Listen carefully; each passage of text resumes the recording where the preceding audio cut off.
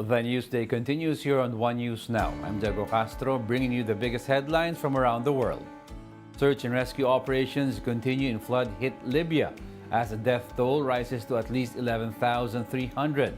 A team from Jordan joined the efforts to look for survivors. People in hazmat suits surveyed the damage on ruined buildings while excavators sifted through the rubble. Other countries have also sent aid to the devastated country. These include Qatar, the United Arab Emirates, Tunisia, and Kuwait, among others. United Nations Libya envoy Abdoulaye Bathily visited the coastal city of Derna.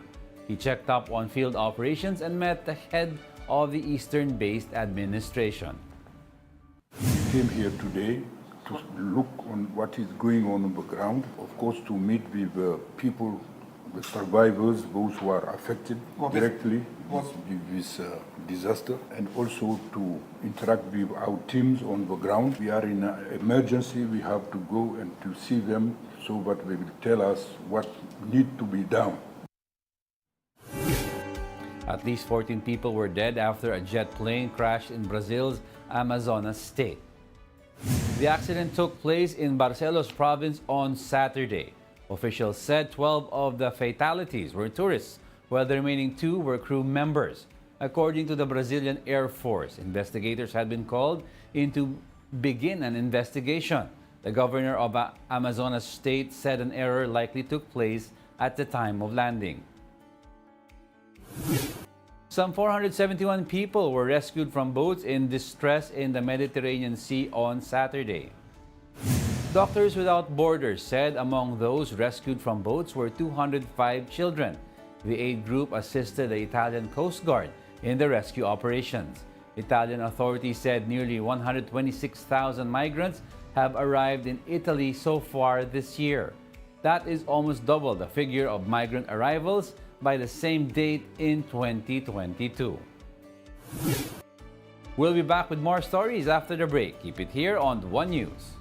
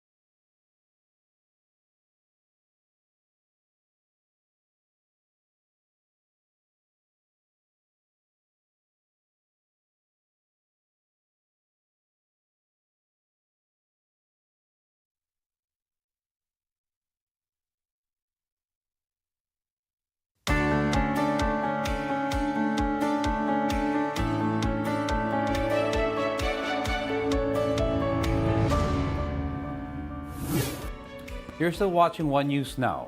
World, I'm Diego Castro. North Korean leader Kim Jong-un is heading home after making a final stop far east Russian city of Vladivostok. North Korean state media reported that Kim spent 2 days in the city, inspecting various facilities in the fields of military, science, education, and culture. A send-off ceremony also wrapped up Kim's unusually lengthy week-long trip to Russia. During his visit, he pledged to step up military and economic cooperation with Russian President Vladimir Putin. State media also reported that the trip aimed to further solidify the traditional bond of good neighborhood cooperation between the two countries. Climate protesters sprayed orange paint up the columns of Berlin's landmark Brandenburg Gates. Some 10 activists carried out the protests in the German capital on Sunday using paint sprayed from fire extinguishers. The group said it was part of the so-called turning point to protest a lack of government action against fossil fuels. The protesters were detained on site, and police have started an investigation into possible charges for damage to property. Over in New York, thousands of protesters called on U.S. President Joe Biden and the United Nations to end fuel fossil use. Protesters filled the streets of Manhattan as they called on world leaders to save the planet from the use of oil and gas, which are believed to be driving global warming. Many scientists believe that so-called greenhouse gases caused by burning fossil fuels are warming the world and causing severe weather. During the rally, Democratic U.S. Representative Alexandria Ocasio-Cortez led the calls to end the use of fossil fuels. I'm so honored to be here today, shoulder to shoulder with you all, because we are all here for the same purpose, to protect the planet, the people, and make sure that we end fossil fuels across the globe. We demand a change. It will happen now. It begins today. It is occurring today, and it's because of you. Thank you, everybody. Thank you. Keep marching, and we're going to accomplish this. And those are the top world headlines of the hour. Join us again at 9:45 a.m. as we continue to monitor the day's biggest stories. I'm Diego Castro. We are One News, all sides, all the time.